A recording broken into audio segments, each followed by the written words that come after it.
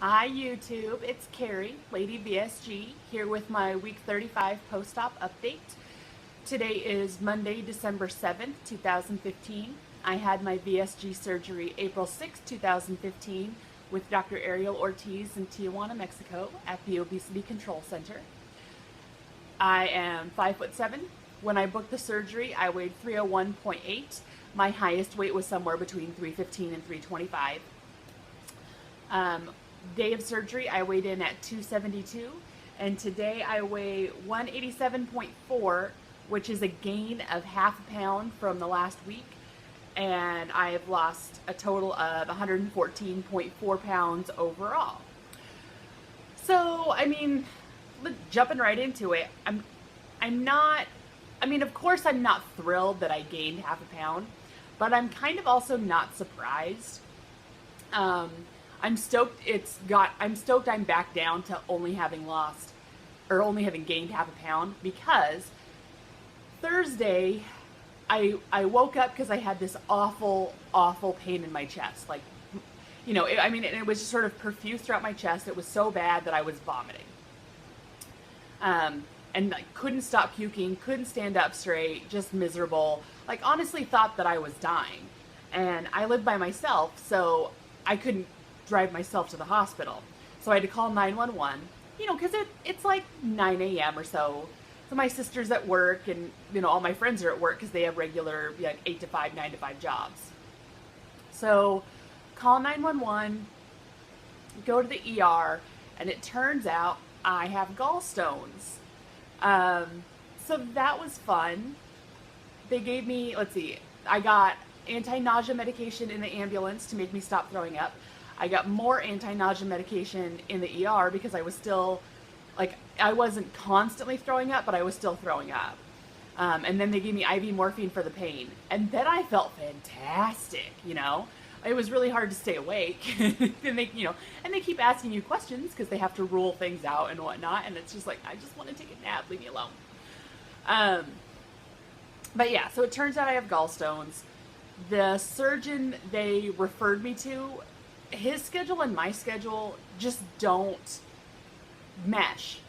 He only sees patients Monday, because he's in surgery every other day. He only sees patients in the office Monday afternoons and Thursday afternoons. And because of how my schedule worked out this month, I work every Monday from 2 to 10 p.m.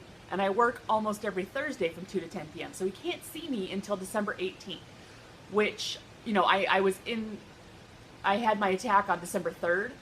So, over 2 weeks. And it's sort of like, I would like this addressed now because my gallstones weren't severe enough, and the issue wasn't severe enough that they did emergency surgery, which is why I got referred to a surgeon to just sort of, I imagine what I'm hoping is that we will remove it electively, because I've had a small little attack since Thursday.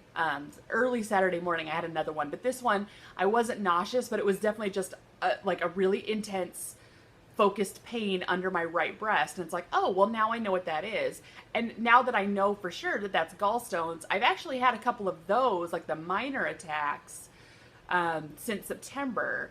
One of them, the most recent one, had been Sunday, a week ago Sunday, so a couple of days prior to the massive one. And that one I did get really nauseous, and I was at my sister's house at the time, and it was so bad that I was like, I'm going home. I don't know what's wrong with me, but I want to be at home by myself, kneeling over the toilet if I have to. Because she only has one bathroom at her house, and so, I wanted my own bathroom to be sick if I needed to. And anyway, so I feel like even though they're not large and they're not really severe, I just kind of want my gallbladder out because I'm over it. I don't want to deal with this again. It sucks. So, a friend of mine told me she had her gallbladder out back in January, and she gave me the name of the surgeon that did hers, and he can see me tomorrow. So I still have my original appointment with the surgeon they initially referred me to, but just in case, basically, if the surgeon I see tomorrow is it's fine, you'll be fine, we're not going to do anything about it, I still have this other one, and I want to convince somebody to take this gallbladder out, because I'm done. I don't want to deal with this anymore. I'm 34. Apparently, once you start having gallstones, it's one of those, well, once you've had it, you're just going to keep getting them. And no, I don't want to spend the rest of my life dealing with this because it sucks. It hurts a lot, and I don't like hurting at all. So let's just cut it out. So we'll see. But while I was in the hospital, they, because I'd been puking so much, they loaded me up with fluids. So that was Thursday. I called my parents, and so of course they, because they're sweet, loving people, they drove over from Bend, which is like a 3-hour drive for them, and spent the night with me on Thursday. And then, they went home Friday morning. And so, and everything's been fine. They gave me prescription pain meds and they gave me anti-nausea meds, and I haven't really had to take them. But I'm keeping them because I'm terrified that I'm going to wake up in that much pain again. And so, I filled the prescriptions just in case. But so then Friday, Lauren Losing hosts some diet bets, which is basically you pledge money and you have to lose a certain percentage of your body weight over the course of the bet. And then if you do, you're a winner and you get a share of the pot. So like Diet Bet, the company takes, their percentage, and then what's remaining, all the winners split. And so, it sounded interesting. I felt like I'd been less focused lately, and so it seemed like a good, something to keep me motivated and to keep me on track. So on Friday, I signed up for her diet bet, and you have to send them pictures. You have to send them a full body shot of you standing on a scale. I think it has to be a digital scale. I'm not sure. If you go to the website, if you go to the website, they will give you sort of an overview of what all has to go down. And then if you search for the games, like if you type in Lauren Losing, that's the one I am participating in. It started on Friday, but you can join up. It's a 4-week bet, and you can join up to a week or two into it, but you still have to lose the same percentage in the same time frame. So anyway, but you can find other games to join and stuff. So you have to send them a full body shot of you standing on the scale, and then you have to send them a shot of you, you on the scale, what your reading is, and they send you a secret word that you have to put on a card, next to the scale, so they can see, that it's you, kind of a thing. And then they verify your weight. So when I signed up for that on Friday, I was up to 192.2. So what is that, that was 6 pounds? Yeah, so that was a 6-pound gain since Monday. And I'm because I'd been barfing all day Thursday morning, I'm pretty sure that was just because they loaded me up with so much fluid at the hospital. And then I was so Thursday I basically just did a clear liquid diet, because I just couldn't. I did have some 7-Up, just because when I'm nauseous, that makes me feel better, and I'm sure it's psychosomatic. And then I did have Friday night. I had stuffing and whatnot, and then I had my little attack on Saturday.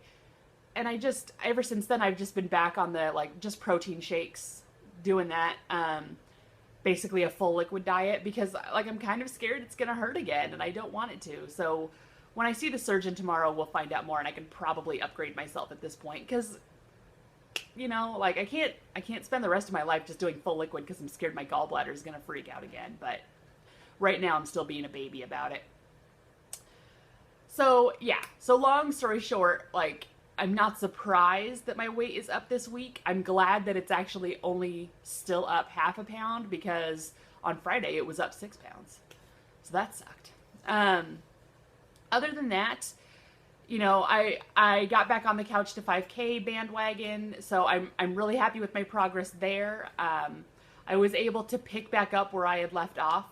So I'm finishing up week 4. I think tomorrow I might be starting week 5. I don't always give myself a rest day in between, because if I wake up and if I feel good and I feel like I could do a workout, I go and try it. And then my little system is if I struggle with a particular workout day, the next time I go back, I just repeat that one until I can complete it, and then I move on. So I'm trying to get to the gym every day.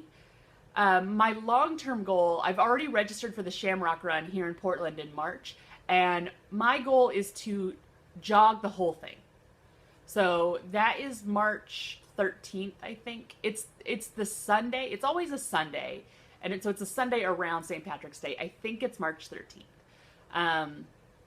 So yeah, so I've registered for that. I want to, by the time Shamrock Run comes around, I want to be able to jog a whole 5K, which theoretically, if I follow the Couch to 5K app, I should be jogging a whole 5K in the next 4 weeks. So, then I could start working on getting my timing down, because, beyond jogging the Shamrock Run, I want to be able to jog a 5K in under 30 minutes. So that's, basically a little bit faster than like a 10-minute mile.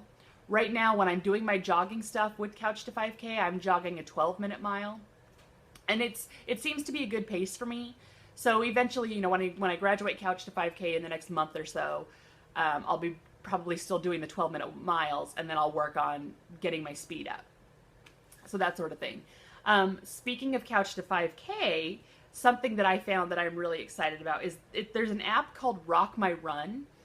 And if you go into it, I should have booted this up before I started talking about it. But you can go into, like, browse mixes, and you can browse them by genre. Can you see that? No, the light's too weird. Oh, sorry. Okay, so it's like pop, rock, hip hop, rap, house, dubstep, drum and bass, 80s, 90s, all that kind of stuff. And so you can just click on one of them and see mixes. And it'll give you a bunch of, like, there's 30-minute mixes, there's 45-minute mixes, there's 10-minute mixes for warm-ups and cool-downs, stuff like that. And then you can just add them to your, basically, like, a playlist. And then it's nice because you don't have, like, it's supposed to be sort of like you're at a club, and so it's just constant music. They've mixed it so that it fades in and out, like, the songs blend together. I'm sure there's a term for that, and I don't know what it is. I really like it because I love pop music. There's a boy band channel on here. So excited about that.